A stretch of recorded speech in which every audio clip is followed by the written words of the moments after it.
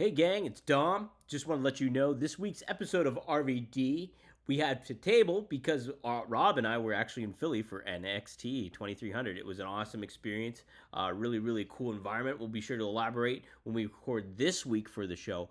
But since we didn't get a chance to record, I actually, right before I left for Philly, recorded an interview with Bret Hart. Yeah, pretty crazy. And so me and him talk about the legacy of the late Leo Burke, who passed away in the summer 2024. And Bret has a lot to share about Leo Burke's influence, insight, ring psychology, everything like that. Some really great, interesting stories. Bret shares some funny stories, some heartfelt stories, lots of good stuff, and some added insight when it comes to WrestleMania 13, when it comes to SummerSlam 1992, and Ken Shamrock getting into the WWE, and his conversation with Vince McMahon. So lots of good stuff here. Be sure to enjoy it. Be sure to rate this episode 5 stars. Give us a sounding review on Spotify or Apple.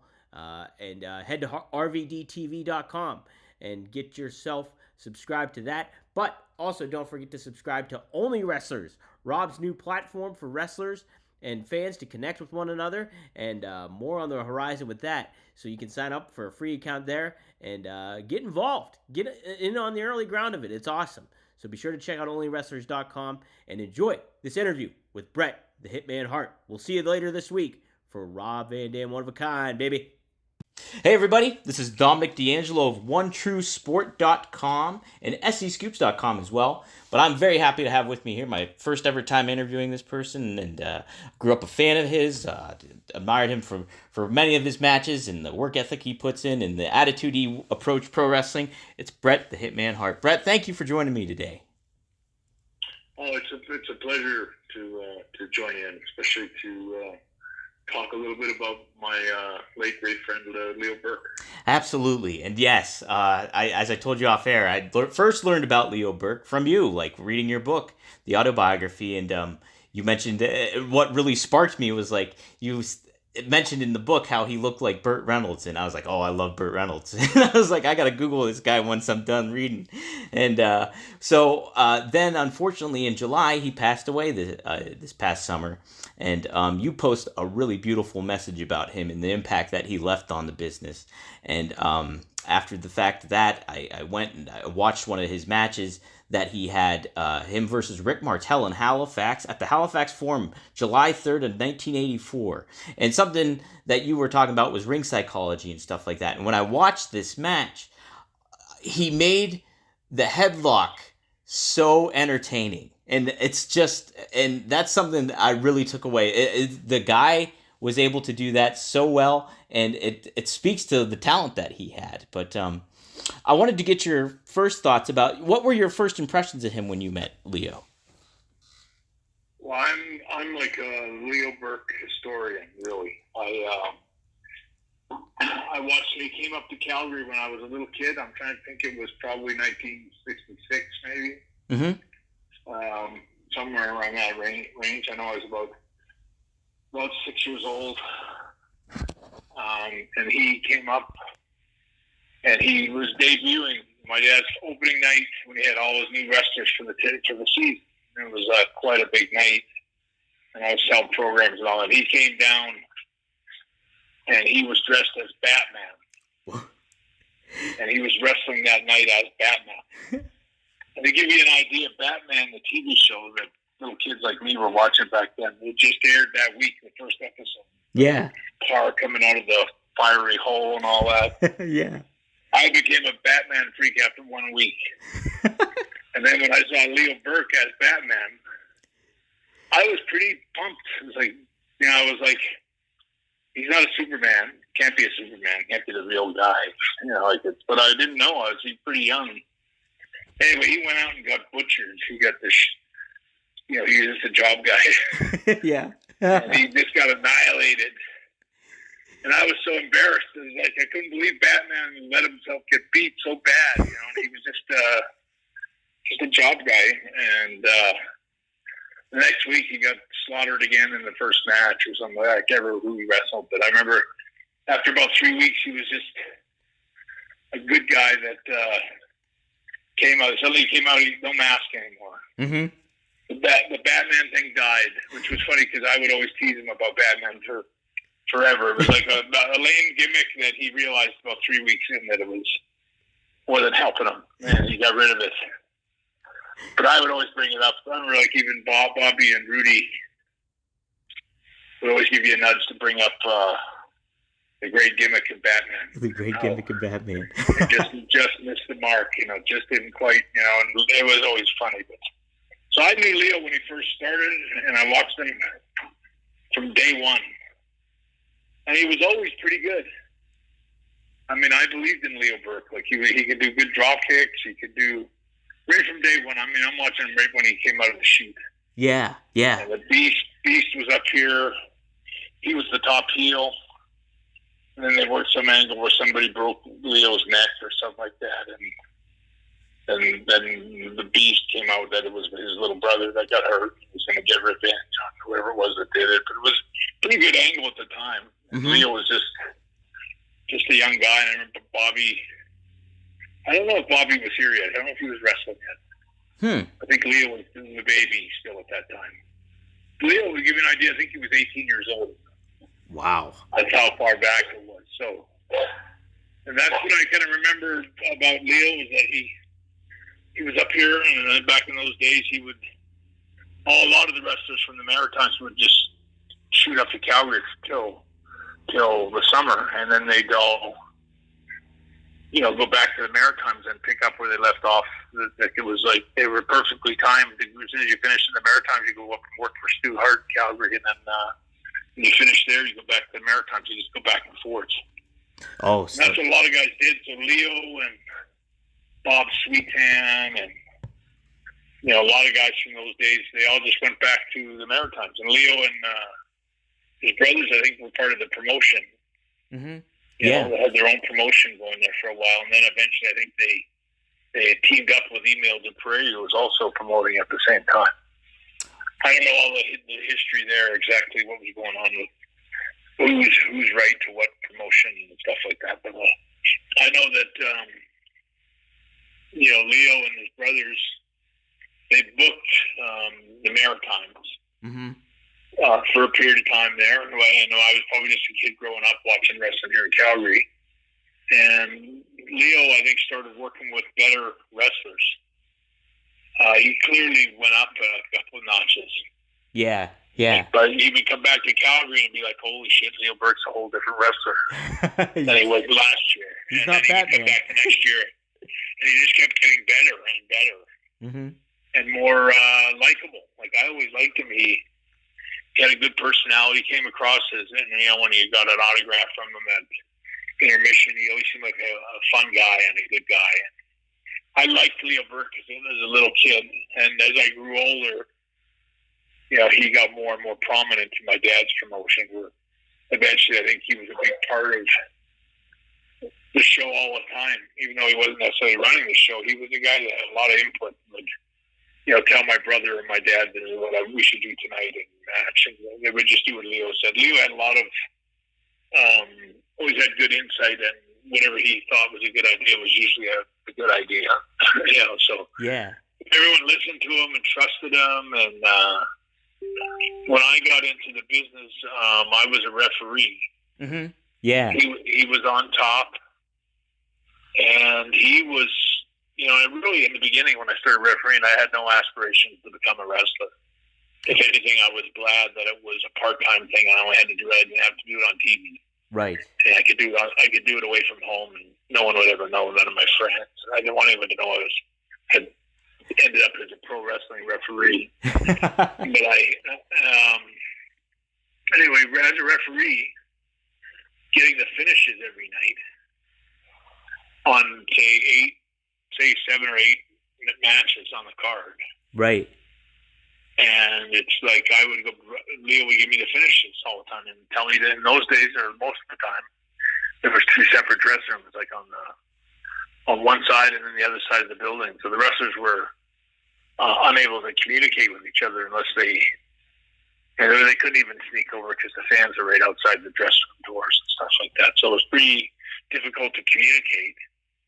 So a lot of wrestlers would communicate a little bit on the trips driving in. They'd figure out a lot of stuff. But it was my job to kind of like Leo would say, go back and tell Don Gagne that this is what we're going to do. And it would be my job to sort of take it word for word and take it back and explain it to the good guy, or the bad guy, what Leo wanted him to do. Mm-hmm. But that process taught me so much. Like, I learned so much just explaining it and seeing the light go off in the other wrestler's head. Like, okay, I got that. Yeah, we did that in Edmonton or something. It was always like, I would always like listen to his explanation of what he wanted done and see that, and then watch it executed in the ring. Wow. And it was, for me as a guy learning the business, it's like, that's how it works. Like, that's how, like, I learned sort of the deep down, I think Leo would be backing you up and go, okay, don't, check my fist or check my hand, or, like, he would always tell you stuff to do that was always really timely. Like a movie director. He was the guy that made it all make sense. And when you refereed, like when I refereed for Leo, mm-hmm. I could feel right away that I started to understand the business. And then later on, not long after that, is when I got approached about training to become a wrestler. Mm-hmm. And then I did become a wrestler. But Leo was such a big part of that step towards doing it, because I saw how much fun it was just to do it the way Leo was doing it, like calling it, explaining, like, he was just so, he always made so much sense when he explained it to you. Right, yeah. And it was like, God, that's perfect. That's right. And you watch him execute, especially with really good workers like Frenchie Martin and, Bobby Bass and guys that he worked with. Leo could tear the house down and have the place just going crazy. And it was like, that's how you do it. That's how this is the kind of guy you got to watch. You got to learn from this guy. He was so ahead of the curve. When I think the professionals back in those days, be it Ric Flair, Nick Bockwinkel. Mm-hmm. I mean, there's a lot of guys I can think of that I thought were just great, great, great workers. Yeah. But none of them, including Nick Bockwinkel or Harley, or Ric Flair, I would say Leo Burke was for sure the most technically logical. Like the stuff he did, the timing of everything he did. Like I remember I had a match with Leo, once my career kind of started. Mm-hmm. Leo had come back from the Maritimes and was a big part of my learning right away of the wrestling. I did to Puerto Rico and come back, and Leo was always very reassuring. Like he always come up and say, "Geez, you're getting a little bigger," Yeah. Or you had a good match. I liked your match, or you did this good. I like the way and he would always make me feel like appreciate my work rate. Like at a time when it's like you're just trying to do a headlock, okay, Right. But he was really a wise guy to listen to. Like almost everything he said was right. I don't remember ever going, that doesn't make sense, Leo. Like everything he said was so dead on. But I do remember having a match with him. Mm-hmm. This is maybe my first year in the business. I'm trying to remember exactly what it was. I do remember what happened. I know I was wrestling Leo in a babyface match. Uh-huh. I may have won the title from him the night before, or the week before. I'm not sure who was champion at the time, but we had a pretty good. In fact, we had some absolutely beautiful matches together. Really, really solid, really believable, and I remember he called abdominal stretch for me to come off the ropes and take an abdominal stretch, and end up in one where he's going to put me in the abdominal stretch. Uh-huh. Or it might have been the other way around. I can't remember, but I do know that when we sort of, you hook in with your legs and you try to spin around a little bit. Yeah, right. When he kind of hooked in with me, he was trying to swing his arm through, and get him as quick as he could to put to hook my arm over his head kind of thing. He gave me an elbow smash forearm with the full brunt of his elbow, uh-huh, like an elbow smash in the face, and he hit me right between my front teeth and my nostrils. Oh. As absolutely as hard as he could. And it almost knocked me out. And I went down, and my nose was, well, it wasn't broken. It was like, because it hit me kind of going up. Like it was more like getting kicked in the nose. Like it was like a really hard blow. Oh, man, yeah. Coming up. And I went down in both nostrils. It was like I turned a big tap on with blood. It just poured blood right out of my nostrils. And I remember, like, Leo got up, and I'm not sure who you could say whose fault it was. I think it was just one of those accidents. Yeah. Really, really fast. And but I remember he just pushed me over on my back, and I remember he goes, might as well get some mileage out of it. And I watched him. He kind of stood up on one knee, and I remember lying there in the middle of the ring looking up and going, oh my fucking gosh, like he is going to drop a knee on my face. And he dropped the most perfect knee on my face. And I sold the hell out of it, and the place went crazy, and we just tore the house down with that match. And we worked the blood all the way. I mean, it never stopped bleeding the whole match. It was like two running sinks, and it was so real. Like, when I look back, it was like, once it was done. Yeah. And everything he did to my nose to work my nose was so safe. Like, he put me in a headlock and give me one of those Ric Flair type punches where you can see the fist right almost touching my nose. Wow. But he would never touch, he was such a great worker, such a great psychologist. And, I just read, like when I had that happen with my nose, I was never mad about it. Mm-hmm. That's the name of the game. Yeah. I say that knowing that it was sad and like funny. The next week I was working in a match with a guy named Dirty Duke Myers, was the guy that just came in working for my dad in those days. Uh-huh. But I'd never seen him before. And so we didn't know if he was any good or not. So we had to put him in the main event. Cold was me in the main event because there was nobody else for me to work with at that time. I was the champion. So they threw me in with him. And this is 1 week after I wrestled Leo. Mm-hmm. And we had Cass and Booby, this black wrestler, hit the ring and attack me as I was making a comeback, and then just slam me. And then he was supposed to hit the ropes and drop an elbow drop on me, because then it would be him and me the next week fighting each other. Yeah. And so, anyway, I just remember Casamova came in, jumped me, body slammed me on the ground, backed up kind of like Abdul, where he used to lean into the rope. Mm-hmm. He's a big 300 or 400 pound guy. And a great guy. He's one of my best buddies in those days. I really loved Casamova. He was a really friendly, great guy. And anyway, he leaned into the ropes and came up for a big elbow drop on me. I remember he gave me one, and it was perfect. Yeah. And then he stood up and he stood over me. And I think when we worked out in the dressing room, I said, "Just give me one elbow. That should be enough." And I'm lying there, then I'm dead. And Casamova looks at me and he kicks my arm out of the way again, like kicks it so he won't land on it. And he about leans back and falls back into the ropes again, going backwards, and then he's coming off the ropes, and I'm like lying on the mat, and I can see his running shoe get hooked in the cuff of his sweatpants. Oh. He had these big baggy sweatpants, and I could see the heel just get caught because they were too baggy. Mm-hmm. And when he went up, he tripped, and he fell down like a big giant skyscraper right on my face. No. And I remember going cause he was coming like a cartoon. It's like, no, I feel like Wile E. Coyote. I was holding up a sign going, Anyway, he completely busted my nose open again. And my dad hit the ring. I was bleeding all over the place again, pouring out of both the nostrils.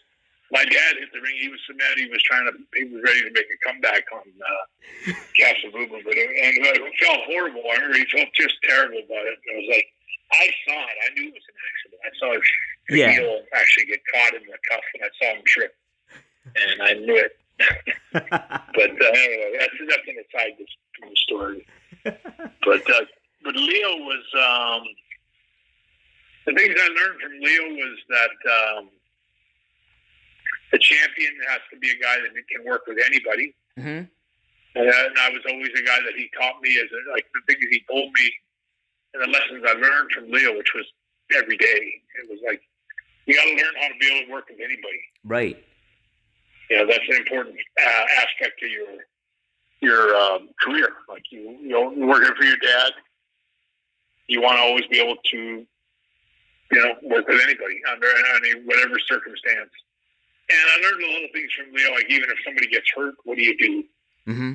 How do you then it's like Leo would, like even that when I shattered my nose with Leo with the elbow smash, it was like, he would talk to you in the ring and, you just work through it, and he was really careful and safe, and you learn that, he was a guy that protected the guy he worked with. And, I came back after I had every time I ever worked with Leo, I had so much respect for him. Right, yeah. And when you watch the Wembley match with the British Bulldog.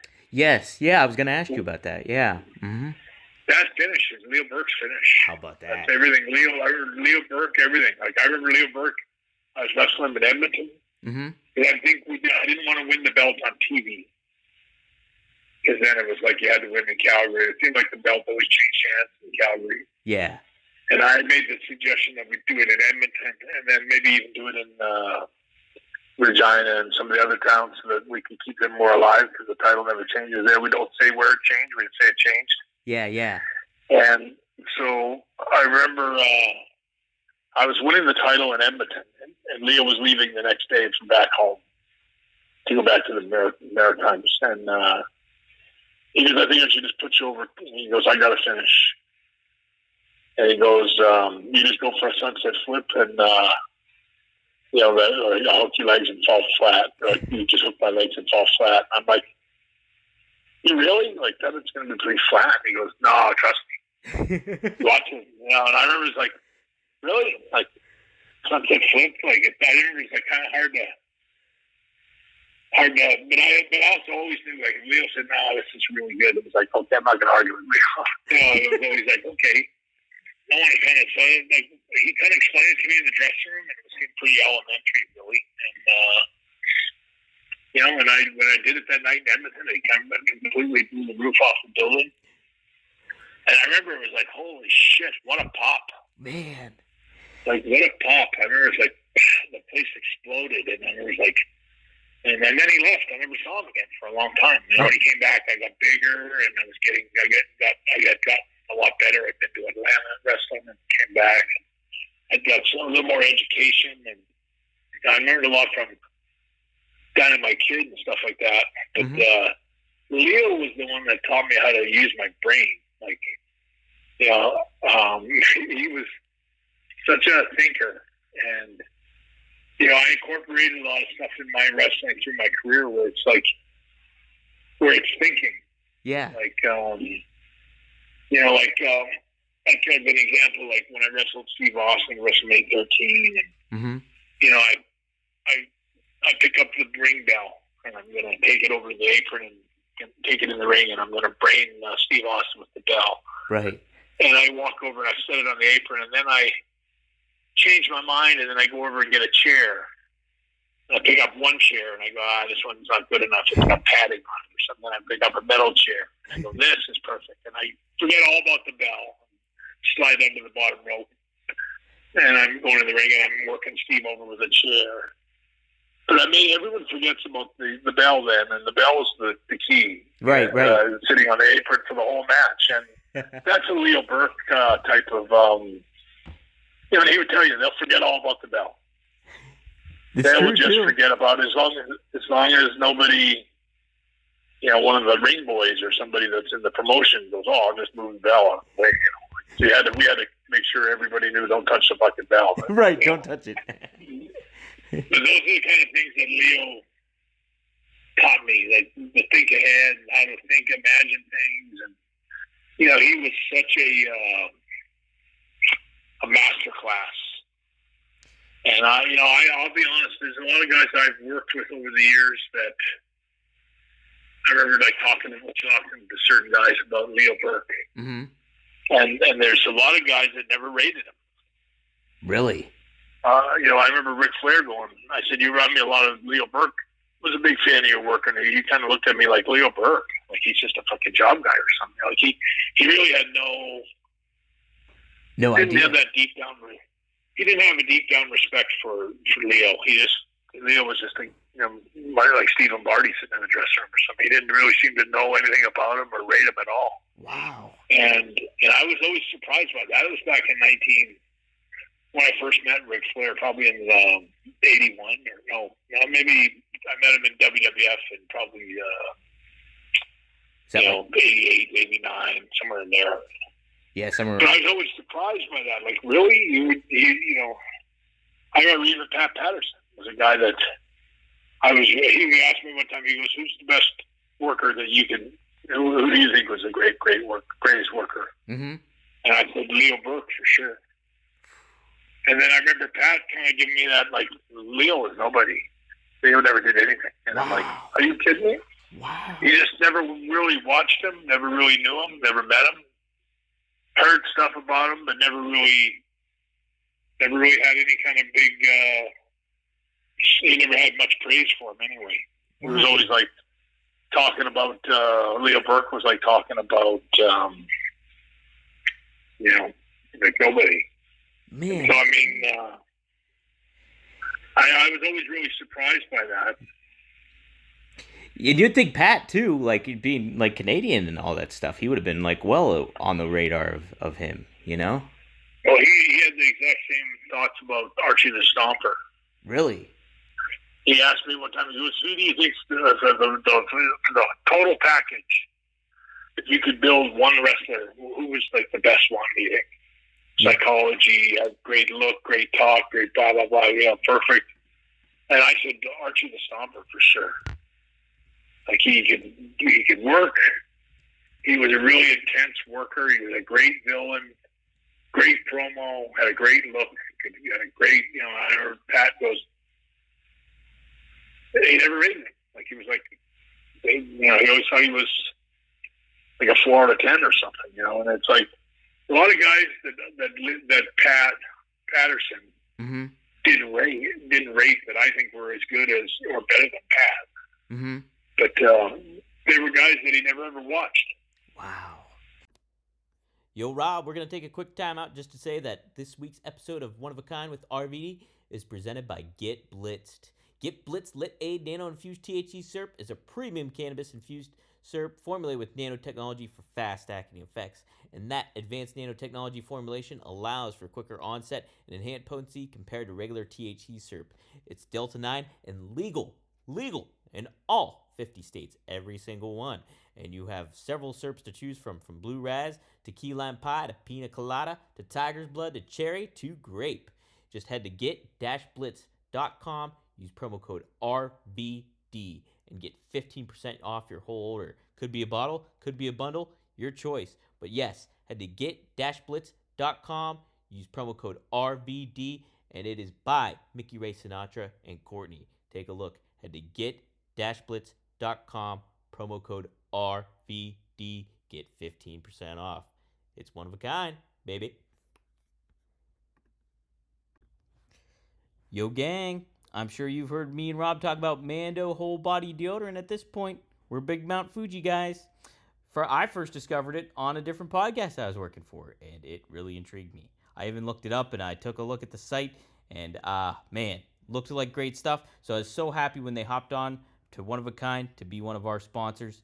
And you can use it on your whole body, guys. Yes, your whole body. It's dermatologist tested and gentle on all your bits.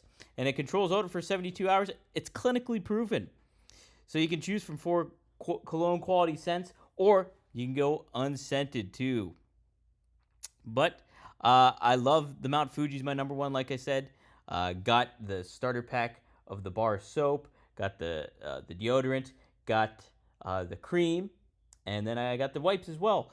And so they're all great, though. They're all great. Probably my favorite, though, out of all of them, I just love the old school kind of bar of soap thing.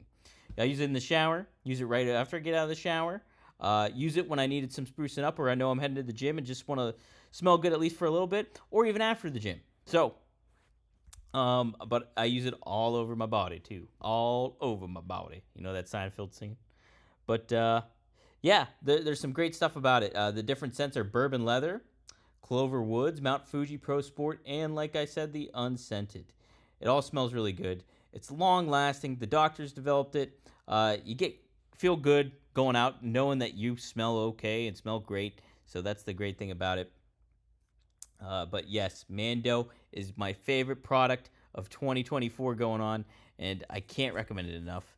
And you're ready to make the upgrade to Mando, this is what you do. We got a special offers. New customers get $5 off Mando's best-selling starter pack with code RVD at shopmando.com. That is code RVD at shopmando.com. So, like I said, Mando is just a cool. It's not like an overabundant smell like of a product. It doesn't overpower you, and that's what I really like about it. It's like a cool, low key kind of vibe to it all. And RVD's all about the cool, low key vibe, and so am I. So we're big fans of Mando here at One of a Kind Podcast. Can't thank Mando enough for being one of our sponsors. But yes, go to shopmando.com. That's MANDO.com. And use promo code RVD. Get $5 off. That equates to over $40. 40% off your starter pack. So be sure to use it. And we thank Mando for being a sponsorship of the podcast.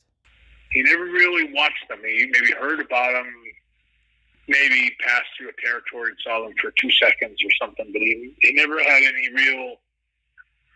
He didn't rate them anyway. And I was always kind of like, I knew Pat Patterson and certain guys were pretty smart about their workers and who they liked and who they didn't. They weren't stupid idiots either. Yeah. And the fact that they didn't know how good Leo Burke was their own that's their own loss. I can tell you, I haven't seen Leo Burke over the years. Judging from my career and the things I learned from him, I would say Leo Burke is one of the greatest of all time. Period. In fact, I can't top of my head right now. If you said name one wrestler that was better than Leo Burke, I would say can't name you one. I can't name you one wrestler that was better than Leo Burke. I really can't, and that's why I find it a little frustrating when some people don't even rate him. Just because somebody is in their early matches doesn't mean he's not a great worker. Right. Exactly. And I think someone like Ric Flair was in the main event and was too preoccupied with his own stardom and his own, what he's going to do in his match. Yeah. He's not paying attention to anything that anyone else does, and he would dismiss someone like Leo Burke mostly because of his own failing to judge talent. Mm-hmm. But me, I think in my circumstance, being the son of Stu Hart and a wrestling promoter, I had to always keep my eyes open for talent and people that might want to pass through Calgary or whatnot. And I was always a good judge of talent because it's like this guy could do good in Calgary, but for me, Leo Burke was he was the best. I don't know.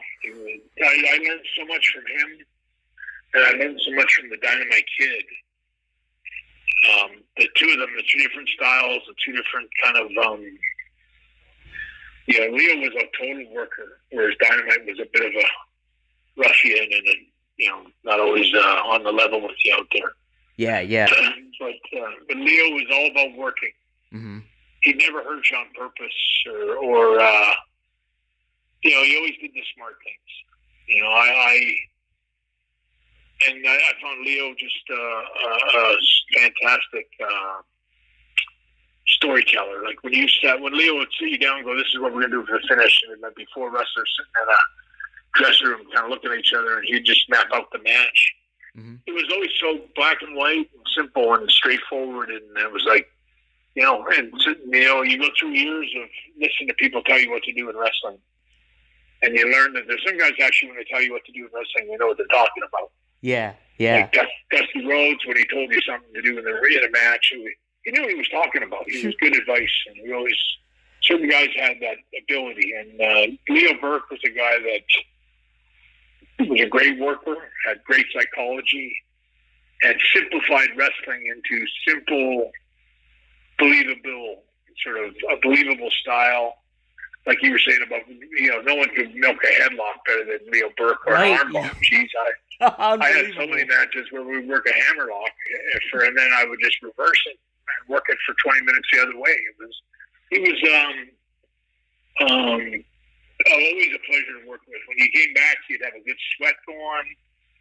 and he was one of those kind of guys that would hug you when the match was over, and it was something special always about, especially Leo. I knew when he worked with me for years that he used to tell me, guys, I love working with you. Yeah. It's like I get excited knowing that I'm working with you next week, and we're going to work a program for 3 weeks as babyface matches or whatever it is. I remember it was always a pleasure, and often we went an hour.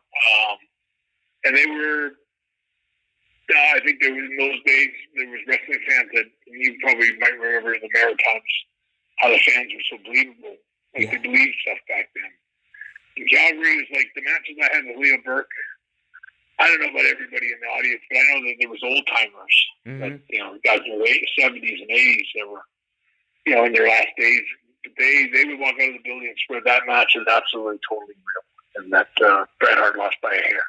It was always, you could just see that Leo made wrestling real for fans that wanted to pretend that it was really real, and that they knew wrestling like the same way you see these coaches at kids' hockey games and stuff. Like they want to pretend that they know all about Leo Burke's sleeper hold and how Bret Hart's going to get out of it, or Leo was a master at making fans understand the logic of what we're trying to pretend is happening. And, like a headlock, making someone really believe, like, holy shit, these are professionals. And that's why that headlock hurts so much and they can't get out of it. It's because these are professional wrestlers, and they know more than the average Joe. But, I find a lot of that mentality doesn't exist anymore.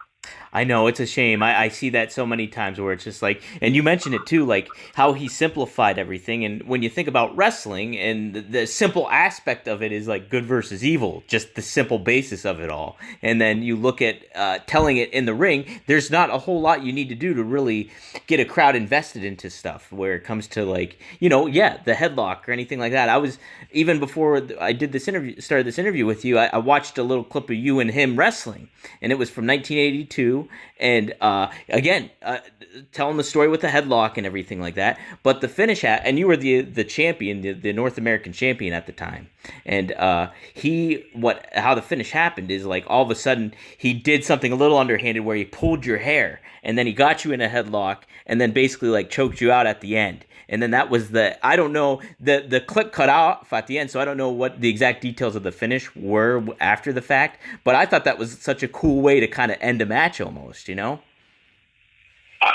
sure it was a match. I'm thinking, I do remember one time he beat me with the sleeper. Yes. Right in the middle of the ring. Right in the middle of the ring. It was like, and I really fought to get out of it. Yes. And we went through quite and then I just lost, and I thought, I loved the believability of it. It was like, why wouldn't it be like that? Yeah, right. Why, how often does that happen? I'm like the third babyface from going up the card count. I don't think I was a top guy yet. And if I was, even back in those days, if I was over, which I was at a certain time, it was because of Leo. Leo got me over, established that he gave me the credibility that my brothers never could get. Like, he actually gave me that credibility that this is one of the Hart boys that he can really wrestle. Yeah. Like, he's more like his dad than his brothers. Wow. And not that that's even true, but it's the presentation. He made me seem like I was the brother to watch. But keep an eye on this one. Yeah. This one's, and he helped mold me in a lot of ways. And I think I learned so much from Leo Burke. I learned so much from Dynamite Kid. Mm-hmm. He brought with him a lot of the English, kind of that English, British type theater wrestling. I don't even know how to explain it, but it was when he would talk about something in the van, like an idea that he had, or something they did in England. Mm-hmm. I would sit there and go, why don't we do one of those? Why don't we do a 10-round boxing match? And then I did a match where we did 5 rounds boxing, and then we did 5 rounds wrestling. Seriously? And I lost the title. Yeah. That was he had some name for it. It was an English rounds match or something. I was like, I accept. But it didn't make a lot of sense. Yeah. But but it was different, and I think I learned stuff from Dynamite that was a little bit odd. And where you go, it's not really such a great idea. But Dynamite, once it was his idea, he would want so hard to prove that it would work that if I actually went out there and tried to help him with this idea, and then it worked somewhat, it would work. I don't remember ever having a bad one, like a bad situation. Right. But it was those kind of things, like having I wrote about it in my book, but I had a Dynamite Kid in a ladder match in Calgary. Neither one of us had ever had a ladder match before. And I remember I told him it's kind of a gimmick match that you have once. It's kind of like a cage match. You only do it once in a while. You can't do them every week or anything. Right. I said, but this was, I told him, I said, it'd be really suspenseful. Because every time you climb up, you almost get the money or whatever it is. And then you keep pulling the belt or the ladder out from underneath. Yeah. Until you have to work around the ladder. But I know, it's in my book and all that, and you might have already read it, so I won't go too long and rant about it. But it's like we had never had a ladder match. And, when we drove up that day to the building, I don't even know if we knew that we were in a ladder match. Oh, really? And at that time, we drove up together, parked in the building, and walked in. I remember we were both kind of surprised. Oh, yeah, like we're in a fucking ladder match. And Dynamite's like, what's the ladder match? And I'm like, it's a man. I tried to explain it to him. I was like, and he's going, okay. Because I had to have told him about it a few weeks before, and he cleared it, but it was like, we got to kind of refresh each other's memories on what we were going to do. But I know our wives, they weren't really smart. They weren't our wives yet. They were our girlfriends. Our girlfriends or sisters. And I remember we pretended we weren't really good friends all the way up, but we slowly kind of started to have conversation about certain things. That it was like growing up in England. And, I could tell that they were like, oh, it's nice they're talking and they're friends and stuff like that. It was more of a put on, but we were trying to, because we didn't know how long we'd be going out with them. So we were like trying to protect the business as we were back in those days. Yeah. But I just remember, they didn't expect anything. And all of a sudden, I remember that night, they both up in the stands watching. And of all the matches I've ever had, I don't think I ever had a match that compared to that one. It was the most gory, bloodthirsty, violent wrestling match I've ever had in my life. And it was so extreme and so real. I'm sure anyone watching it would go, don't tell me that match was not totally, completely real. It was so intense. I remember Dynamite ran me into the wall, and there was blood everywhere. And I running him into a wall, and he was bleeding. And I went to bang his head on a chair. Mm-hmm. And he hit the chair so hard with his hands, with his forehead, like he had his hands up by his forehead. Mm-hmm. But he really hit the chair, and I really slammed his head into the chair, and he bounced back with his hair, snapped his head back, and it completely shattered my nose. He just broke my nose right in half, like just right in the middle of my nose. It was like someone picking up a rock about as big as a medicine ball and just hitting you right in the face. Oh my God. And I cut the back of Dynamite's head open with my nose. Oh man. And he was bleeding, and my nose, I could stick my baby finger right down the middle of my nostril. When I got to the dressing room, it looked like somebody hit me with a truck. Oh. I mean, I looked down, I said, how bad is it? Dynamite almost got gagged. He goes, it's fucking bad. Oh, geez. And it was like, and I was like, okay, there's nothing I can do about it. My nose is on the left side of my face now. I didn't know, and I just never heard. I was pretty numb from it. Yeah, yeah. And of course, there's the razor cuts and all that you already got from before that happened. And it's like, it's this violent match. I remember when we climbed up the ladder, and he, I remember now. I remember the finish. It was like a double knockout. We were both lying there on the mat. And then I start to get up first. And I think the heel manager jumped up on the apron, and John Foley, who was Dynamite's manager in those days, whacked me over the head with the cane. And as soon as the referee turned around, I was down. And he started kind of like a double knockout. And I'm trying to remember now. I know that me and Dynamite were down, and Dynamite started to climb up now, and I'm like out cold from what John Foley did to me. Like, Yeah. I'm collapsed and down. I'm not moving. And Dynamite starts to pull himself together. He starts to climb up. And he started climbing up the ladder. And he told me, like, he explained that. I wrote all this in my book. It's like, he was like, when I start to shake the ladder, that means, like, it'll wobble a little bit. Like, he was all trying to make it wiggle. Mm-hmm. Yeah. And he goes, just jump up and drop kick, but don't touch the ladder. Let me tip it over myself. Because if you drop kick it, it'll be too strong. Mm-hmm. And it'll flip over, and it won't look as good. Let me tip it gently myself. And he leaned into the ladder, and I barely jumped up, and I barely touched the ladder with the toe of my boot. Mm-hmm. And then he tipped that whole ladder from one side of the ring all the way to the other, and then he crotched himself on the top rope and bounced out and landed right on top of John Foley. And I remember the place went absolutely crazy. And I remember climbing up the ladder and pulling the money down, and I got a picture of it in my book. Oh man! But it was like, I remember looking around at the building, and it's like there was people with their squinched, and they were like frothing at the mouth. It was like such a real fight. Yeah. And I remember Adrian Street was a British wrestler that was here at the time that saw that match. He came up to me after, he goes, "That's the greatest match I've ever seen in my life." No shit. Adrian Street said that. Yeah. That's awesome.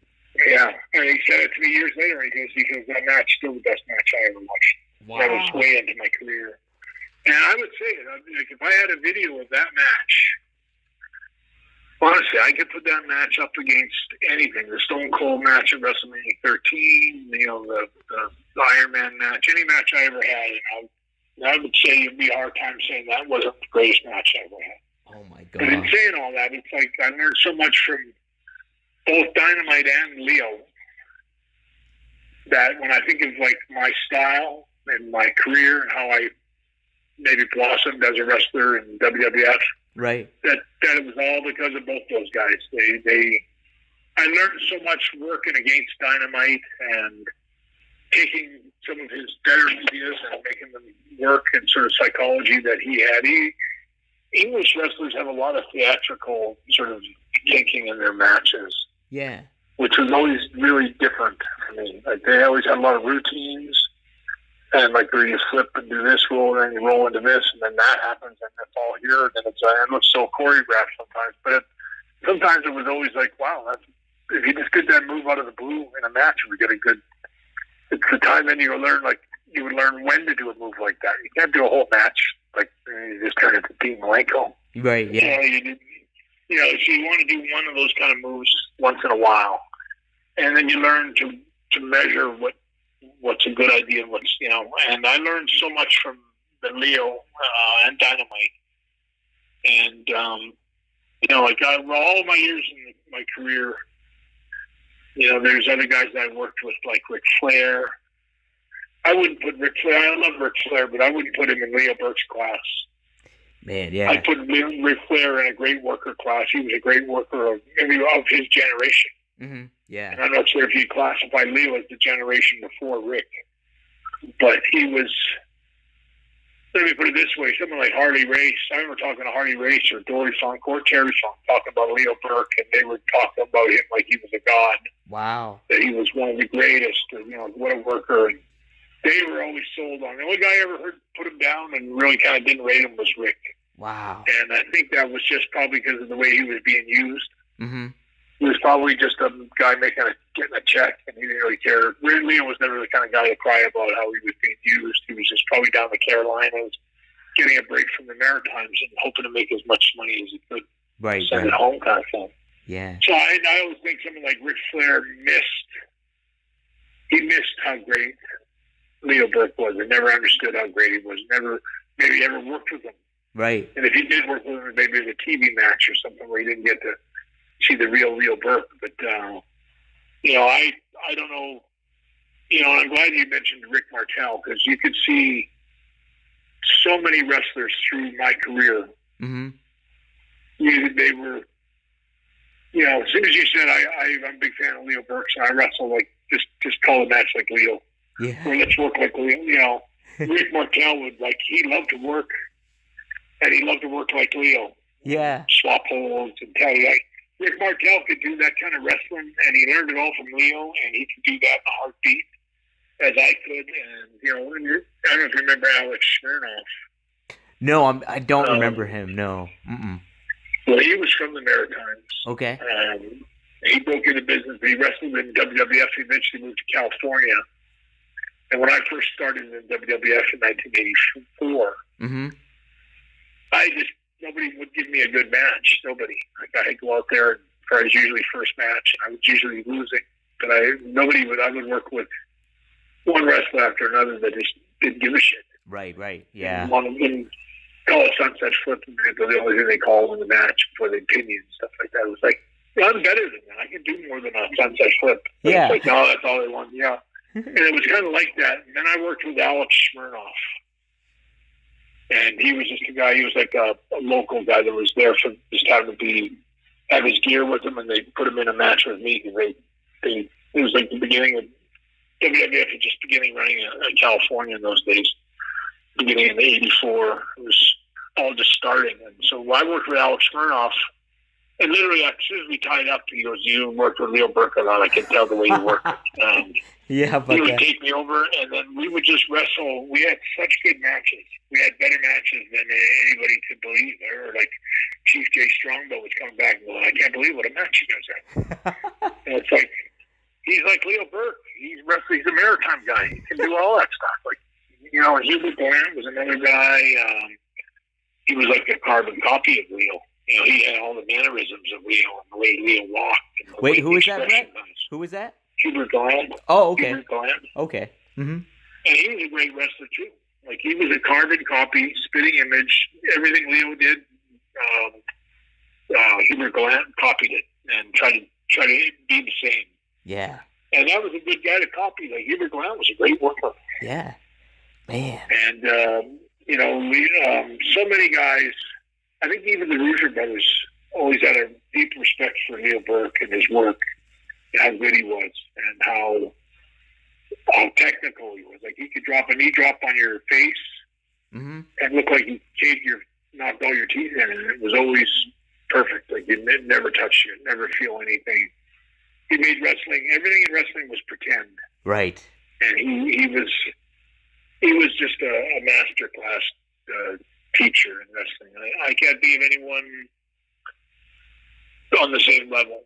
And when people tell me, I never watched them, or I never knew that about them, it's like, you don't know anything. Like, you missed out on not just one guy in wrestling, but you missed out on maybe, like, I would say for sure, I was, if I was a great wrestler, you could look at how much did I get that from Leo Burke. It's like, I got a lot from Leo Burke. Like, I'm a student of Leo Burke's, and I'm proud to say that he taught me a lot. And a lot of the ideas that I had in my great moments were things that were developed or done with him in the first place. Yeah, I believe, it's crazy too. You mentioned, like, you being a student of his, and I told you before we started that, like, wow, I like seeing the names that he helped out too, and maybe you can help confirm these for me too. But I just saw online, like, Ken Shamrock, Edge Christian. Those are several of the names that he helped, and Mark Henry, I know, talked highly about him, and when he got sent up there to work with him, so it's like his legacy is through some really, really good names and memorable names too. So it's pretty. Yeah, I had a wrestling camp in my house in those days that Leo was in charge of.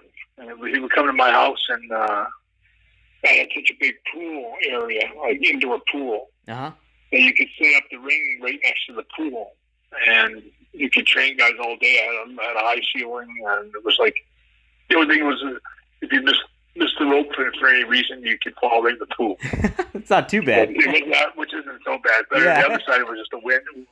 I had windows covered up with cardboard. It was like better to fall in the pool than the window. But, right. But anyway, Leo started training. There was a bunch of guys. Shamrock was one. Glenn Kalka of the Saskatchewan Rough Riders was another one at the same time.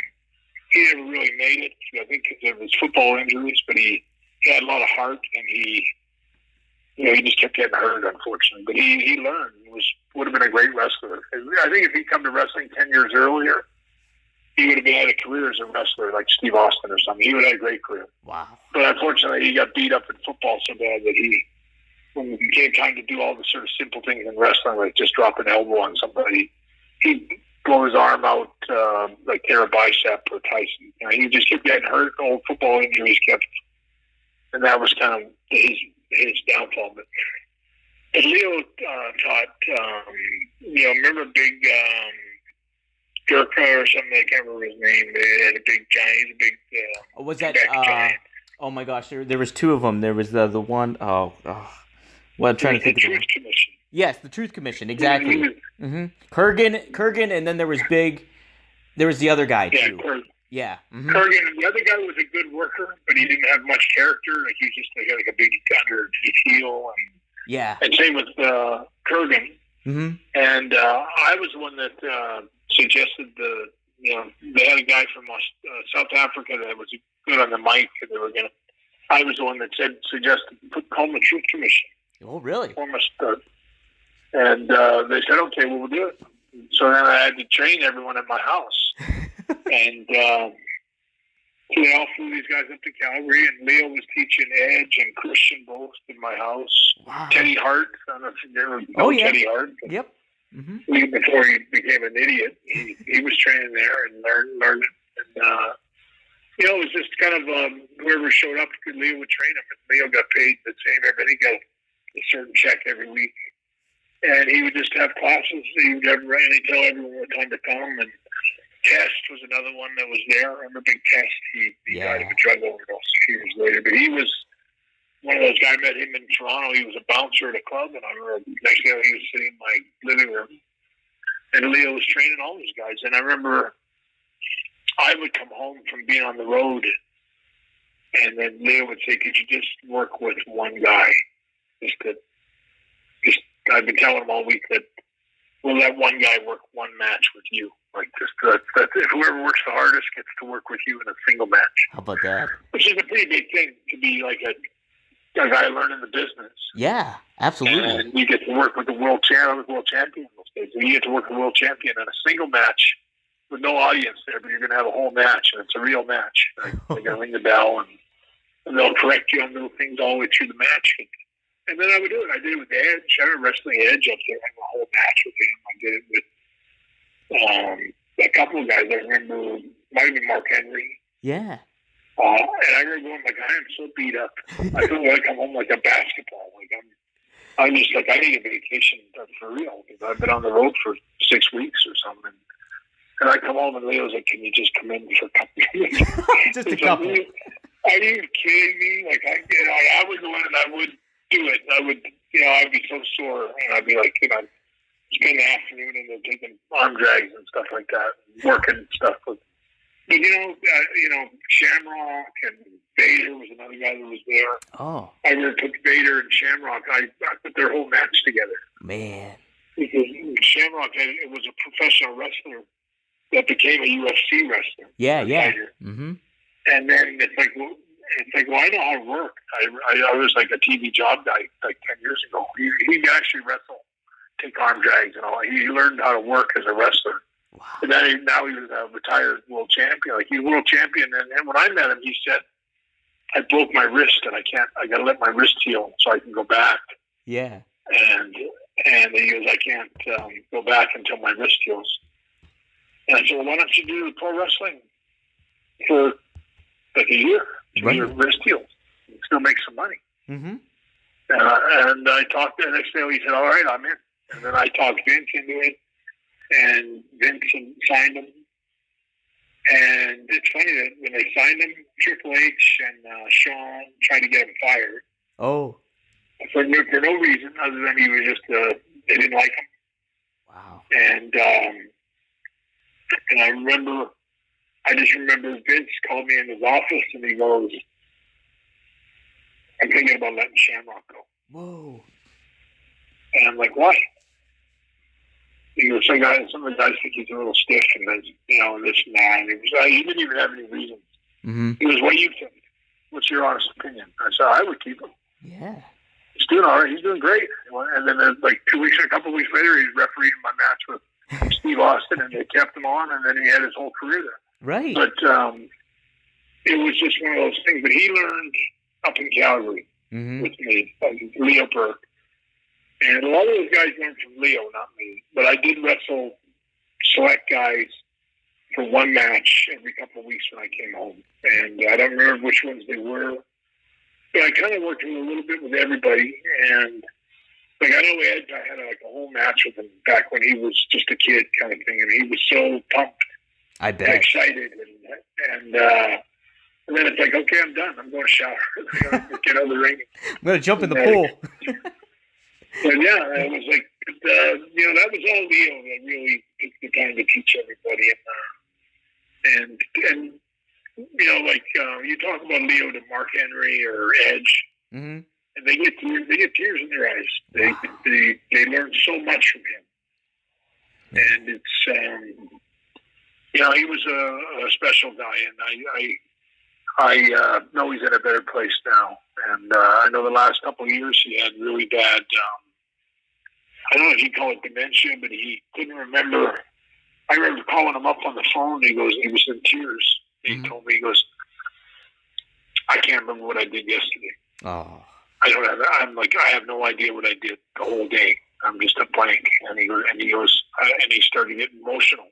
Yeah. Like I'm losing my mind. I don't know what I did. And I think I talked to him one more time after that, and he wasn't even sure who I was anymore. And it was like, just kind of like, it was so heartbreaking to talk to Leo that I said, I'll come visit you. Yeah, yeah. Where are you? He goes, I'm in Martyr Loop somewhere, which is like 15, 20 minutes from my house. I'm like, okay, well, where are you? Tell me your address. He couldn't tell me that. Couldn't find anything. Really? Had no idea where he lived. Had no idea where the phone number was. He couldn't. He was like, and it was really sad for me because he was trying really hard. And he's like, I can't. I don't know where I am. I don't know what I'm doing. And he was, and it was like, that's a living hell. And I hope I never go through it. And I'm glad he's at peace now. Yeah. And, he didn't get a very good ending. He deserved more than that. He was a way better guy than that. Oh man, that's sad to hear, and it's like it's good you got to talk to him, but yeah, I mean, oh my gosh, like not having somebody to be there, but and just the way to go out like that is very, very tough, and that's a difficult thing to go through too. Just as somebody that cares about somebody, but to be the person to actually have that happen is very tough too. It's I had some very funny memories with Leo too. Yeah, I bet. Oh my God, those are some of the funniest, the hardest laughs I've had in wrestling. A lot of them have to do with Leo. Yeah. There was. I'll tell you one story before I go. Okay. But it's just a classic Leo. I don't know where it came from. I kind of get the impression it happened once before, a couple of times. It got to be like a rib once in a while. Whenever you want to rib somebody, there was this St. John's ambulance.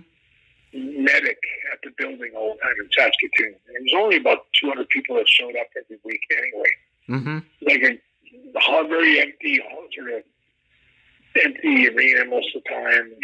Anyway, so but he was always there. And somebody got hurt, carried back in the stretcher. He was always there and acting like a doctor. Yeah. And I think he might have been a little bit mentally challenged. I'm not sure. He's like borderline, like whether he was. Maybe he was a real medic. I don't know. He had the uniform, the black and white uniform. Now. Yeah. And so anyway, he was there every week, all the time. And he looked more like a scarecrow. He looked like kind of like a vulture, like an ostrich. Like he had a big, tall, skinny neck and glasses. And anyway, we were wrestling, and it was Leo came up and he goes, "First match is Ben Bassrab and so and so in a match." I can't remember who was in the match, and he goes, "Why don't we do that finish where, the babyface, it's a babyface match." Yeah. That's what it was, 2 babyfaces. And one babyface goes for a leapfrog, and the one that's coming underneath sort of ends up colliding with him and accidentally giving him a nut shot. And then, after 30 seconds, and he can't continue, and the referee's like, he's down selling it, and the referee's checking, and finally the referee stops the match and says, it's no contest. Yeah. And, it was a way to keep both baby faces over, if you can call it that. It was just a way to give a different finish than the same thing every night. It was like, so Leo suggested that finish to me, and I'm like, what do we think? And he started laughing. He goes, watch this match. And I didn't know what he was talking about. But as soon as it happened, the rest of it, I remember Ben, I think it was my brother-in-law, Ben Dashrap. Mm-hmm. I remember Leo told me, he goes, you got to sell it all the way because they're kayfabe, he's going to come back, the medic and the dog, they're going to bring you back to the dressing room. You got to keep selling it because they're not smart to the business. And wait till they leave the dressing room. So they do the match, and they got Ben Dashrap on the stretcher, and it's a babyface match. You got the golf clap leaving. They're helping him back to the dressing room. They actually brought the stretcher back, and he's on the stretcher, and they set it on the floor in the dressing room. And Leo Burke's got that look on his face, and he give me the eyebrows and watch this. And anyway, Ben Dashrap was like lying on the stretcher, and he's just selling like, oh, he really got me, Doc, and all that. The Doc gets down. And I remember it was the funniest thing because Leo's like, you better check him out, Doc. You better check him out. I remember it's kind of like the doctor's kind of like, you're right, I better check him out. Oh boy. And of course, Ben Dashrap's got no idea what's happening, and all of a sudden this doctor, this medic looked like a stork. I remember he had his false teeth in his mouth, and I remember they actually started to kind of popping them in and out of his mouth. Oh my God. And I remember he took both hands, he would kind of roll up his sleeves. Uh-huh. And he took both hands and just shoved him right down Ben Dashrap's trunks. And so just grabbed him by the nuts and started massaging his nuts. He was, take it easy, son. Easy, boy. And he's just playing. He's squeezing his nuts and trying to get everything. Leo Burke's right behind me. He's laughing so hard. And I'm like, I can't believe this guy. And Ben Dashrap is looking at me like, what the fuck? This guy got me by the balls and all that. Anyway, it was so funny. I laughed so hard. And Leo told me they did the same thing about 5 years earlier or something. It was he's such a mark. Like the medic he's not even a real medic. He's probably not. Yeah. But anyway, it was such a funny, hysterical. I laughed so hard. That was like Leo Burke's sort of sense of humor in the dressing room. You never forgot it. Like it was one of those hilarious moments, But, man. Anyway, I have nothing but respect and a deep love and affection for Leo. He was always in a good mood, always an easy guy to deal with, and honest and straightforward and direct. And one of the most lovable guys I ever knew in the wrestling business. Oh man, it sounds like it too, and it's like, and it sounds like so many people learn from him and everything like that, and it's like, I'm so happy that his legacy kind of gets to carry on, and it's like, if you had to tell one talent, a modern talent, like what's one thing that they should study about Leo Burke, what would it be, would you think, if there's a big aspect you want them to take away from him? I would say Leo was most famous for psychology. Yeah.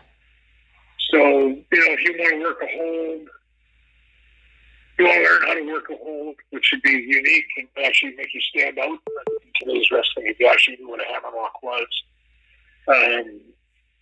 I would say that's what I would try to learn from Leo, is that just the psychology and the smoothness and simplicity of one of those kind of guys that's always in the right place. And like how did he know to be in that corner and climbing up? Like, he knows. He's just he's always right. Leo Burke is a guy, I would say, that never made mistakes in the ring. I can't think of ever working with him where he made where he forgot something, or he screwed up at the ending, or he's this absolute highest quality professional. And when he learned from guys like Harley, and I know the Funks, both Terry and Dory and the Briscoes had a lot of respect for Leo Burke. Yeah. Just because he was such a great worker. And I think through Leo's promotion, and I'm not sure because I don't know much about what it was going on in the Maritimes, but I do know that he was a promoter, like there near him and his brothers. And later on, he mailed the parade, but he brought in the world champion to Maritimes and worked with Harley, he worked with Dory Funk, he worked with the Stomper, and he worked with Sweet Daddy Siki. Yeah. He I could talk with Leo all day and learn so much from him. Because he worked with all the guys that, like, I remember him telling me that Archie the Stomper was a phenomenal wrestler. What a great wrestler. And I heard him tell me, he said, you're going to have such good matches with him, and you're going to love working with him. Yeah. And he was right. It was like first match. I heard Leo was there. Like, when I worked with Archie the Stomper, we had such a good match, and we came back, and he goes, I love working with you. And he was so, like, I was just the kind of guy that he wanted to work with. And he was, to me, like, this is the kind of guy I need. Heck yeah. And Leo was the guy that could marry you off with somebody before you ever see him. Mm-hmm. I tell you, when you work with him someday, you're going to have great matches. And like Rick Martel would be another one.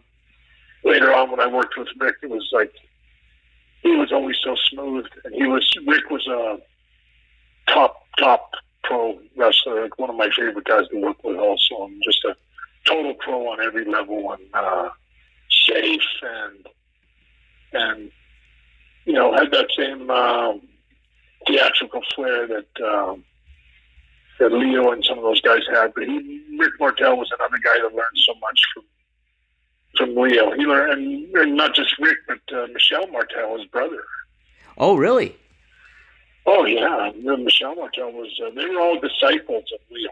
Wow. Frenchie Martin, Don Gagne, Frenchie Martin, Rick Martel, that guy named him Inigo, California. Mm-hmm.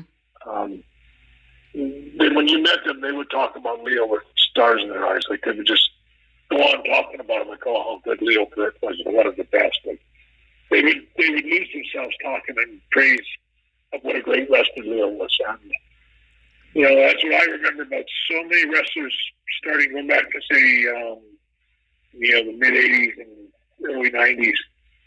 When we talk about Leo to someone like Don Gagne, mm-hmm. they get tears in their eyes and get emotional and talk about how they learned so much from him, and that he's the one that made them what they are today. And again, Hubert Gallant or Rick Martel. I mean, there's just so many. But anyway, so I don't know if there's anything else you want to cover. But no, I think I guess let me see here if there was anything else I wanted to ask when it came to him. No, just I guess I was gonna ask about, like, if you see him in any current talent or anything like that, any aspects of him. But when we mention Edge and guys like that, I'm sure they're kind of progressing that and kind of instilling that in some of the younger talent. Hopefully they listen though. That's the aspect of it all. You hope that I don't see anybody wrestling like Leo Burke did. Yeah. There's no Leo Burks left in the wrestling business. Nobody knows what a headlock's for anymore. No, right? And nobody knows psychology. Everything is. But back in the day of Leo Burke, they were guys that used psychology to draw money, and they were the guys that passed the art form on. Yeah. To guys like me, and I think the greatest generation of wrestlers came in the '90s. I don't think after the '90s. I think it's gone downhill quite a bit. The quality is not the same anymore, and it's like, you don't even have to punch anyone anymore. You can just pretend to punch. Right. That's such a and frustrating. Slap your leg. Everyone just slaps your leg and they chop you with powder puff chops on the chest and stuff. Yeah. It's like nobody knows what a headlock's for, or how to build psychology, or how to make a wrestling hold meaningful. I find it really hard to watch today, and I hate to be negative about it, but Leo, I would watch. To me, Leo was he was such a valuable guy to learn from. You could just learn all day with him, especially if you rode with him in a car. Yeah, I bet that. No doubt about that. Well, hey, he was always quite a ribber, Leo, too. Yeah. Yeah, he loved to rib his brothers the most. I think the Beast and Rudy Burke. He give them a hard time. Them all day, drive them crazy all day long with ideas. Like, he'd get me to present the dumbest ideas to them about matches that we could do. I had one match. I wish I could send it to you, and if I can get it, I'll try to send it to you. Okay, yeah. Leo Burke against, I'm sorry, not Leo Burke. It was Rudy Kay against Charlie Buffon, Mm-hmm. a black wrestler. I was working for my dad. And I remember watching it with Leo Burke. I can remember it to this day. Like it was one of those matches where they screwed up the finish like 2 or 3 times in a row. Yeah, yeah. And it was just so funny because Rudy was an old veteran, and he kept getting madder and madder and madder. And anyway, it was just the ending of the match was just classic fake. Like it was just so terrible, and it was all on live TV kind of thing. But I watched it at my house with Leo Burke, probably back when he had the wrestling when he was training at my house. But I remember he came over to my house and we put it on the screen and we watched it. And it was all mostly it was just a big debacle for Rudy. But we laughed until we cried laughing. It was so funny. He howled, laughed so hard that it put a smile on my face just thinking about how hard he laughed at that match. And if I was to send it to you, I could find it. Yeah. I guarantee you will laugh. Oh, I can't. Yeah, I hope you do. Funniest stuff. It's like only a 30 seconds of a match, and Ed Whalen's doing the commentary, and it was just early in the show, but once it was on film, yeah, it was forever. And I often, I know, like the time I'm talking about, he came over to my house. He might have been training wrestlers all day, and I said, "Come on up here, I'm just going to put this one match on." I put it on, and he laughed till he cried. He cried. He laughed so hard. It was such a beautiful thing to make him that happy. Yeah. And I remember, I think the same day, I put the Wembley match on, which he never watched. Oh, didn't he? I put it on for him. And he sat like he hadn't seen it. It was a pay-per-view. Yeah. He didn't go. He wasn't gonna watch a pay-per-view, but he came over to my house, and I put the match on for him without telling him to finish. Yeah. And he got like tears in his eyes, like all the way through the whole match. He was like, "This is the greatest tribute. Like I can't believe this match is so good." And when we did the finish, he was like a big smile on his face.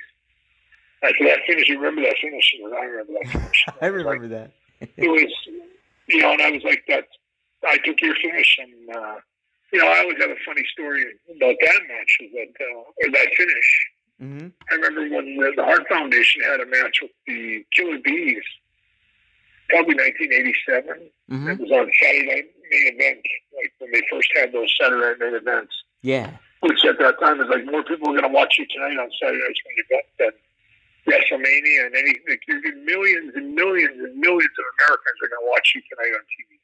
Wow. It was like a huge platform so it's like, so we're working with the Killer Bees. First time we ever wore pink outfits, Jim Neidhart and myself. To give you an idea of the time frame. It was like, wow, yeah.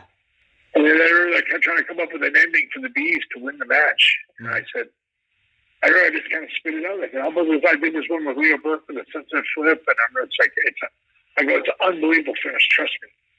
It's so good. I remember Brian Blair shot it down. And he was like, and I think Brian Blair's a good buddy of mine. It just, like I didn't think it was a great move when Leo explained it to me the first time. So I remember Brian Blair goes, "It's kind of flat." I'm like, it's not flat. It's actually it'll get a huge pop. Anyway, they passed on it. Oh man. And so I remember going, don't ever give your finishes away. Like that finish, giving it to them and having them go in there and do it wrong. Yeah. Or do it without enthusiasm. And maybe it just doesn't come off very good.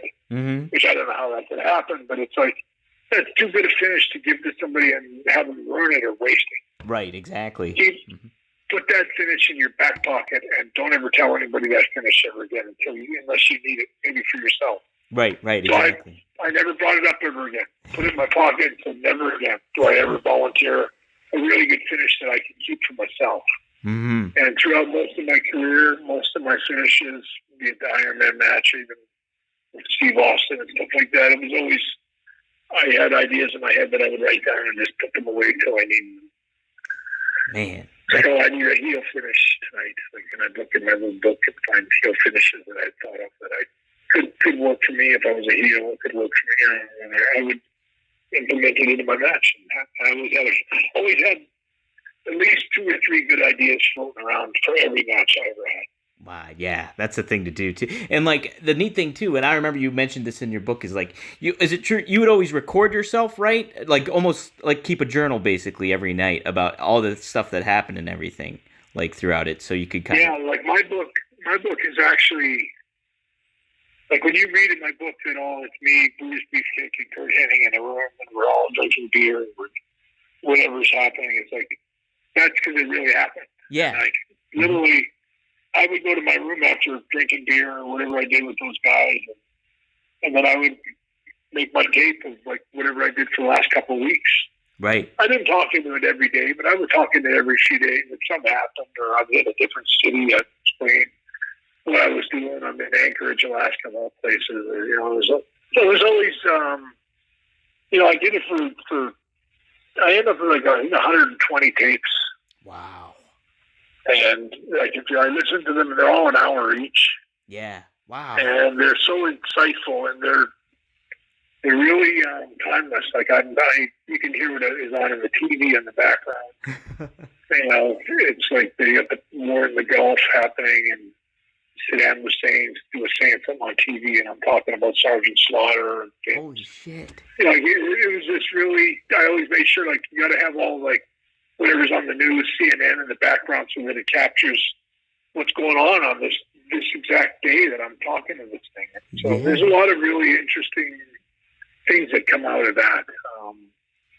I've been reading my transcripts back, and it's a lot of work reading them back. I bet. But it is very.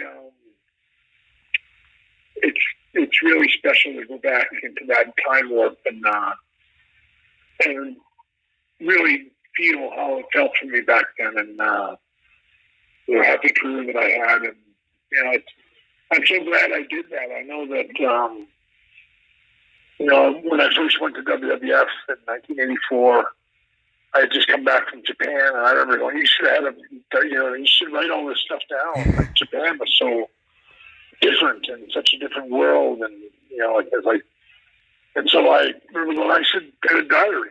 Right. Started making notes in it, and then I remember thinking, shit, I'll write a diary. And as soon as I finish my match every night, I'll go back to my room and I'll just write a quick sort of, what's been going on.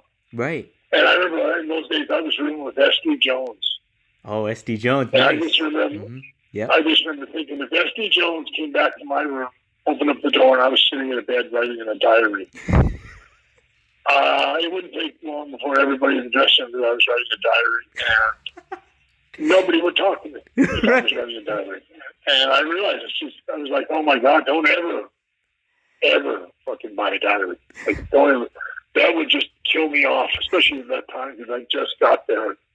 Nobody gave a shit about me. And I was on really thin ice, and I was like, and I remember thinking about it, I said, you know what? Dictaphone. There you go.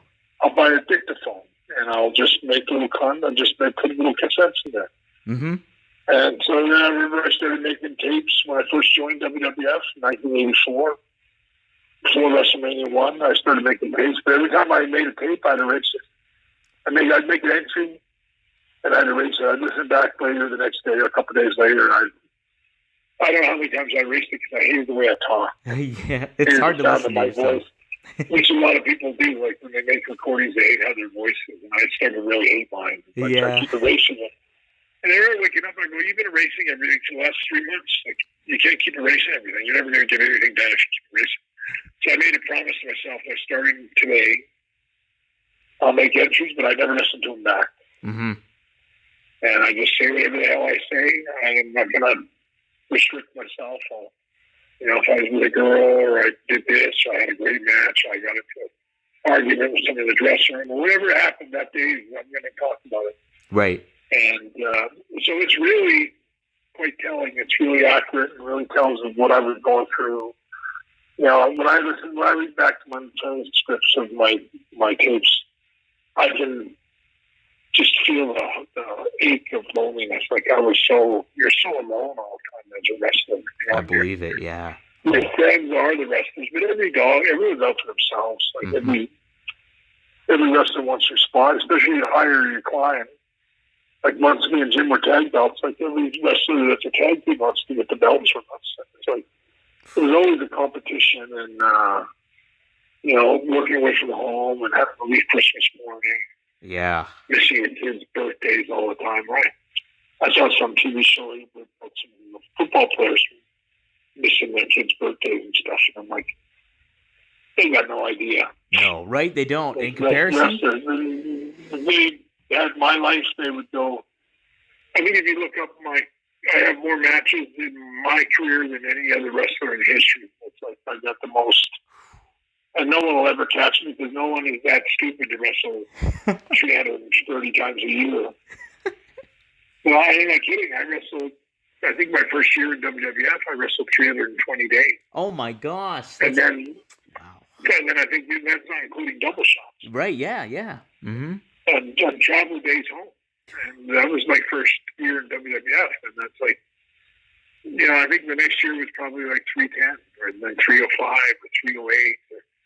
I mean, when I think about my life back then and how I even mentally survived, is kudos to me, because it's like I can't believe I did it. No, that's and anything that I did that I question about myself, it's like.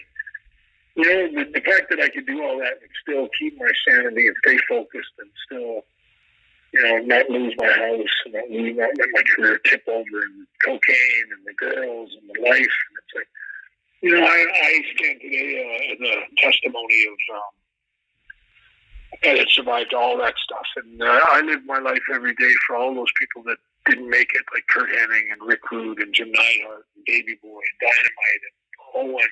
It's like I understand everybody I know. I don't even have any friends left anymore because they're all gone. Like everybody's dead. Yeah. I'm not friends with Beefcake and Hogan. There's only a handful of guys left. Like Valentine. Like you maybe come up with 25 names of wrestlers that are left. Right. Yeah. And it's not that important anymore to get back to any of the ones that are left. It's like, but it's like I really do feel like a guy that went to war and came back, and there's nobody left. Yeah. Nobody made it. And it might sound like a little over dramatic, but it's true. It's like everyone's gone. It is.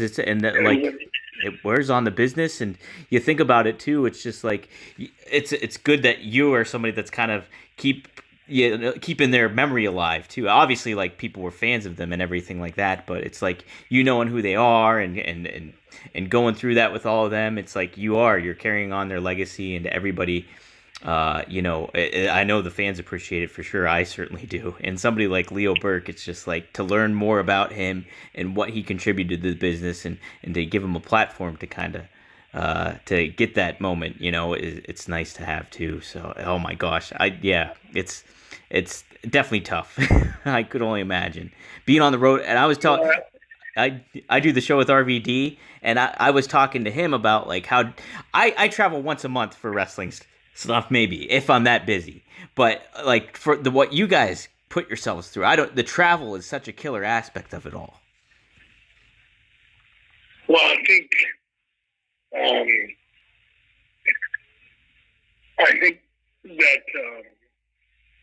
my book that I wrote is like, it's the only book. I think Dave Meltzer told me that I use your book to fact check stuff. Yeah, how about that? And it's like, I can say with almost pretty clear certainty that there's no lies in my book. Like everything's true, or at least that's what I believed at the time. Right. Like if I express my thoughts about this guy or that guy, or this guy did that, or this is what happened last night, it's because that's what happened last night. Mm-hmm. And I was there in the bar when this happened to the Rockers, or it's like when you read my book, it's like when I had someone that said to me, "Your book is about everything that ever happened in your whole life, all in one book." And I'm like, "Well, not quite, not quite, but it's all true." Like when I read my book, that's why I at least admire about it. I go, it's all true. I really believed that at the time, that this, and I'm right. My instincts are pretty good all the way through. Yeah. you know. And it's like, I think it's, I think my book is the only one. But Mick Foley's is a great book. His is good too. Yeah. But it's a different kind of book than mine. My book is really chops up, gives you the whole, I think it gives you a history of wrestling. Yes. Really. And it puts you right in the front seat, and you get to drive the car all the way through the whole, I don't know. I don't know of anybody that ever wrote a book. I know I read Lou Fez's book, and I liked it for its honesty, but it wasn't as fun as my book. My book was more like a big adventure. It was. It is. But I really considered like my book a testimony of the wrestling life that has changed already. You can see it's not the same anymore. It's not the same business. Yeah.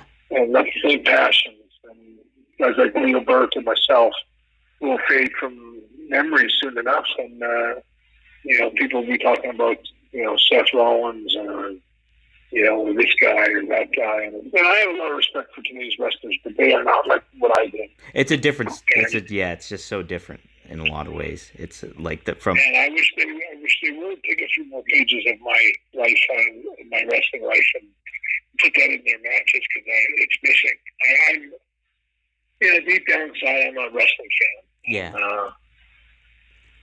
What I learned to do as a wrestler is what I loved to do as a kid. Like when I was a kid, I remember thinking, what would I do if I was a kid? Like I always had, teddy bears or Barbie dolls or something I was wrestling with her. Wrestling was everything, Yeah, right. In my family. Yeah. I'd wrestle with spoons. I'd wrestle with pencils on my desk. I'd wrestle with, things like, I started to understand psychology and what would be good. It would be really cool if you did this right there. Yeah. How about if they did this? I'd just be a little kid thinking of stuff. I'd be watching my dad's wrestling, and I'd see somebody jump up for a drop kick and miss him by about a foot. And then the guy would take a big bump. Yeah. And I would go, that guy's a shit. I would watch, and it was a critic. And I like my wrestling to be real. Yeah. Mm-hmm. And I like somebody to jump up with both feet and touch the guy on the chin with a drop kick.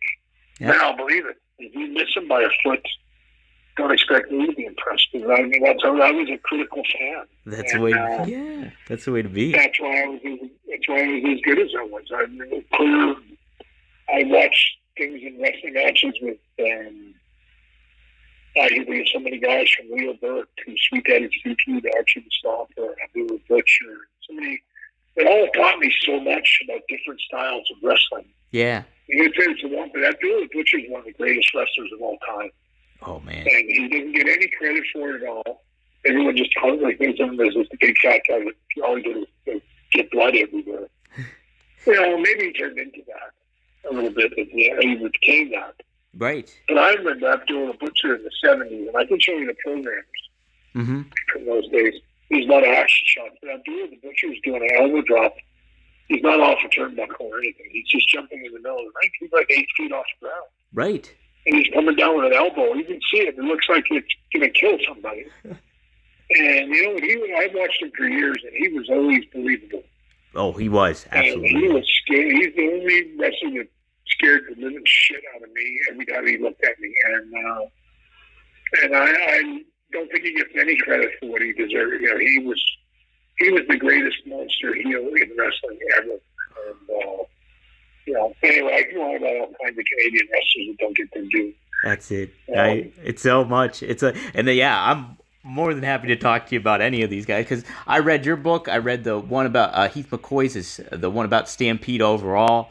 And it's such a fascinating world up there, and so many great characters and people. I really liked Heath's book. It was really good. Yes, it was great. It was really cool. My kid's book was also quite good, even though there's a lot of,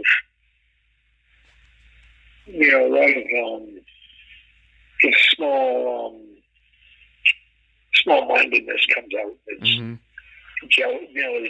envy and jealousy towards anybody that.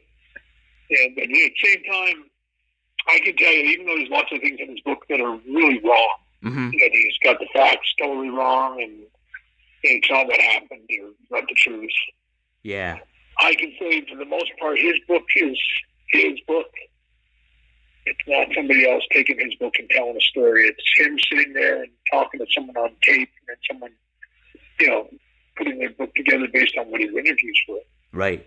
But it's one of those books. It's a fascinating book in the sense that it captures what kind of a special talent he was, and at the same time, what a little bitter, little jealous, little small man complex kind of guy that he was. And probably that's why he had the problems that he had. He always thought he was the toughest guy in the world, and he was just a 5'8", right, little spark plug of a guy that was taking every kind of steroid imaginable to become a monster. He wanted to be a monster and became a monster, but he was a little man. Yeah. In a big man's world, and he definitely left a big footprint for a little guy. But I learned so much. I have so many good things to say about Dynamite. At the same time, I have so many things to say about him that are not.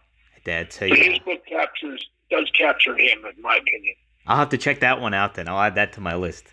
I have like so many different ones on the shelf.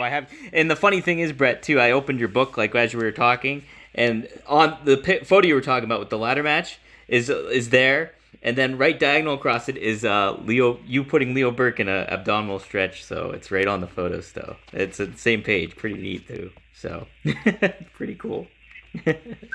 All right, well, look, I won't keep you on the phone all hey, day. This is great, Bret. I appreciate you taking the time and everything like that. And I'm happy to talk about Leo. Yeah, oh, man, yeah. And I'm happy you did, too. And hopefully some people tune into this and learn a lot more about him and what the legacy he's left on you and everybody, too, that he's worked with.